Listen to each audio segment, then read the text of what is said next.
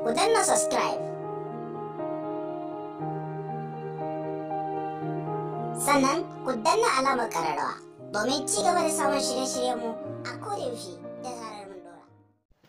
‘Yan uwa assalamu alaikum wa rahmatullah, sannan mu da sake kasancewa da ku a daidai wannan lokaci. Kada dai ku manta muna ƙara tunatar da ku daure ku danna mana subscribe da alamar ƙararrawa, sannan ku ta sharing insha Allahu za mu nuna muku yadda za ku sai MV na MTN a kan naira 50 har guda 200 kacal fa.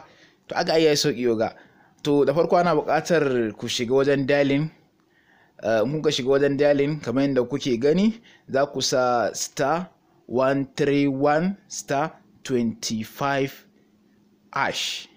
sai ku yi dialing. Kuka yi dialing zai watso muku da option guda biyu kamar yadda kuke gani haka gashi. Na farko auto renew ne in kana so ya rinka yi automatically.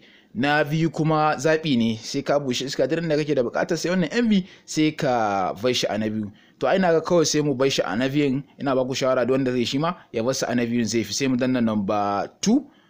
Muka danna number 2 za mu yi sending yanzu. Gashi sun yi activating, sun ba da MB guda 200 a kan naira 50 kacal weekly planning. To mun gode, muna roƙon da ku danna subscribe sannan ku yaɗa wannan saƙo zuwa ga 'yan wani domin su amfana. Wassalamu alaikum.